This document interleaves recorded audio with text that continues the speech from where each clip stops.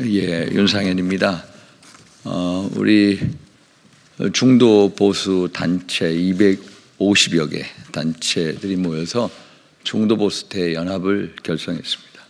그래서 상임의장이신 장석창 회장님, 또 석종현 상임 고문님에서 8분이 이 자리에 섰습니다. 먼저 기자회견문을 낭독을 장석창 상임의장께서 해주시겠습니다. 안녕하십니까. 중도보수 대연합의 상임회장을 맡고 있는 장석창입니다. 저희 중도보수 대연합은 합리적 보수와 합리적 진보를 표방하고 있는 250개 시민단체 임원, 사무총장 이상의 임원들이 참여하고 있는 연합단체입니다. 시국이 굉장히 중요한 시국이라 오랜 고민 끝에 오늘 저희들이 기자회견을 하게 됐습니다. 잘 좀 부탁드립니다. 존경하는 국민 여러분, 지금 우리 대한민국은 12.3 비상계엄 선포 이후 대통령에 대한 내란몰이와 탄핵소추로 국가존망의 위기에 처해 있습니다.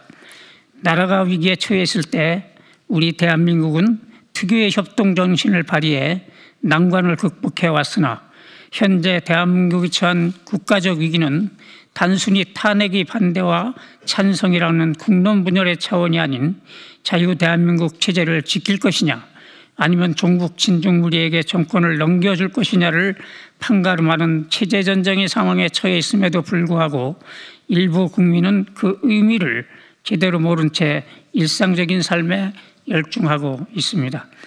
이에 250여 개 중도보수 단체 임원들이 참여하고 있는 중도보수 대연합은 12.3 계엄 선포로 인하여 촉발된 체제전쟁에서 보수적 가치관을 가진 국민은 물론 소위 중도적 입장의 국민과 나아가 진보적 가치관을 가진 국민에 이르기까지 우리가 지금 당면한 것처럼 누리고 있는 자유 대한민국의 체제를 지키기 위하여 윤석열 대통령의 탄핵에 대한 헌법재판소의 판결 결과가 국가 존망을 판가름할 만큼 중차대하다고 판단하기에 이르렀습니다. 우리 중도보수 대연합은 곧 선고될 헌법재판소의 결정이 기각되느냐 인용되느냐는 대한민국의 체제의 국가의 운명이 결정될 것이라는 데 공감하고, 이번 윤석열 대통령의 탄핵 심판은 반드시 각하 또는 기각되어야 된다는 데 의견을 모았습니다. 윤석열 대통령의 탄핵은 각하 또는 기각되어야 합니다. 첫째, 계엄 선포의 계기는 거대 의석을 가지고 있는 민주당의 입법 폭주에 의한 국정마비가 원인입니다. 거대 의석을 가지고 있는 민주당은 그동안 국무총리, 감사원장, 방통위원장, 행안부 장관, 국방부 장관, 경찰청장, 서울지검장, 민주당 의원을 수사해온 검사 등 무려 29번의 줄탄핵을 해왔고 23번의 특검법을 실시하는 등 대한민국 헌정사에서 찾아볼 수 없는 입법 독재를 해왔습니다. 또한 무차별적인 예산삭감으로 정부가 실시하려고 했던 모든 정책을 멈추게 하는 등 국정의 발목을 잡는 데 주력해왔습니다.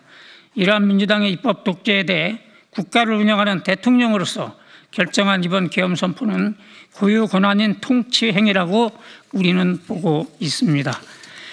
두 번째, 무력과 강압을 통한 계엄이 아닌 계몽적 계엄이었습니다. 12.3 계엄 선포 이후 국민들 대다수는 내가 계엄을 해도 이렇게 어설프지 하지는 않았을 것이다 라는 말들을 하며 이번 계엄을 이해하지 못하는 국민이 많았습니다. 그렇습니다. 정말로 이번 계엄이 민주당과 탄핵 찬성파의 주장대로 국회를 장악하고 방송을 장악하고 무소불위의 권력을 유지하고자 했던 계엄이라면 이렇게 어설프게 방송까지 하면서 계엄을 진행하지는 않았을 것입니다. 계엄 후에 나타난 여러 가지 일들이 일어나는 것을 보면서 이번 계엄 선포는 대통령이 야당의 입법 독재와 부정선거의 국민적 의혹을 외면하는 선관위의 끊이지 않는 문제점, 무엇보다도 간첩이 횡행하는데도 간첩법 개정조차 거부하는 종북 주사파 무리가 정권을 찬탈하고 자유 대한민국 체제를 전복할 위기에 처해 있음을 국민에게 알리기 위한 계몽적 계엄이라는 말이 마땅하다고 봅니다. 세 번째, 결정적인 증거를 제시한 핵심 증언자들의 말을 신뢰할 수가 없습니다.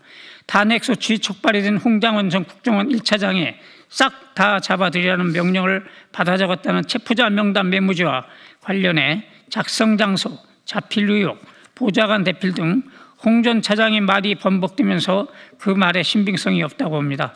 또한 국회의원을 끄집어내라는 중대한 증언을 한 곽종근 전 육군 특전사령관의 말이 오락가락하고 양심선언 압박과 회유 공작설이 드러나면서 역시 신빙성이 없다고 봅니다. 특히 이들이 야당 의원이 운영하는 유튜브에 직접 출연하면서부터 이런 발언을 해왔다는 것에서 윤 대통령 측에서 제기하는 공작설이 전혀 근거 없는 것이 아니라고 생각합니다. 네 번째, 트럼프 집권 이후 긴박하게 들어가 있는 국제 정세에 대비하기 위해 대통령은 하루빨리 복귀해야 합니다. 윤 대통령은 재임 중 한미일 공조관계를 견고하게 유지하면서 경제 안보 면에서 안정성을 유지해왔고 문재인 정부의 외교 참사로 인한 국제적 고립의 흐름을 공격적인 외교와 각국 정상장들의 회담을 통해 정상으로 돌려놓은 큰 성과를 거두었습니다. 트럼프 집권 후 거침없이 쏟아내고 있는 관세 문제는 우리 경제에 큰 피해를 가져오게 될 전망이고 군사적 지원에 따른 방위비 부담은 우리가 바로 해결해야 돼 나갈 과제들입니다. 또한 이번 우크라이나와의 회담을 통해서 알 수 있듯이 미국은 자국의 이익을 위해서는 동맹과의 군사 지원을 하루아침에 중단하는 등 남북이 대치하고 있는 우리에게 바로 다가올 수 있는 문제이기도 합니다. 이러한 중요한 시기에 윤 대통령은 하루빨리 복귀하여 트럼프를 만나서 이 어려운 문제를 해결해 나가야 됩니다. 다섯 번째, 모든 국민이 원하는 개헌을 통한 7공화국 탄생의 초석을 만들 적임자가 윤 대통령입니다. 윤 대통령은 담화문을 통해 이번 탄핵이 기각이 되어 복귀된다면 남은 임기에 연연하지 않고 개헌에 박차를 가하겠다고 했습니다. 이제 우리나라는 새로운 개헌을 통해 미래지향적이고 희망적인 통일 대한민국을 이끌어갈 원대한 계획을 세워나가야 됩니다. 그 적임자는 개헌의 결심을 확고히 하고 있는 윤 대통령이라고 생각합니다. 마무리 말을 말씀드리겠습니다. 탄핵의 인용은 국민이 선출한 정당성을 가진 대통령을 강제로 직위에서 해임할 수 있는 법적 판결이니만큼 그 사안이 중요하여 면밀하게 검토해야 합니다. 탄핵의 인용은 엄청난 국가적 파장을 불러오는 중요한 일이기에 법적 근거가 분명해야 할 뿐 아니라 국민 누구에게도 일견하여 헌법과 법률에 대한 중대한 위반이라고 명백하게 인정하는 상태에서 이루어져야 혼란이 없습니다. 12상 계엄 이후 공수처, 법원, 헌법재판소가 그동안 보여온 행태들을 보면 불공정과 비상식의 연속이었기에 오히려 다수의 국민들이 불신과 의구심을 가지고 있습니다.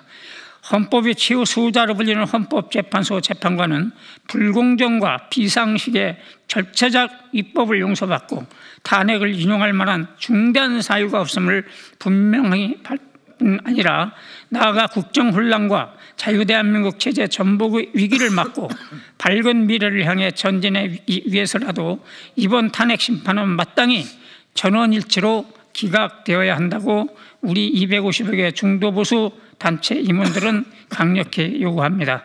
2025년 3월 11일 250개 중도보수단체 임원이 참여하는 중도보수 대연합 임원 일동, 그리고 마지막 오늘 참석하신 분은 수석고문 석조문님, 공동회장 권민수, 공동회장 이현미, 수석부회장 유병민, 차석부회장 김도균, 공동부회장 최용진, 홍보위원장 송계현, 서울본부장 황영섭 님께서 참석을 했습니다. 감사합니다.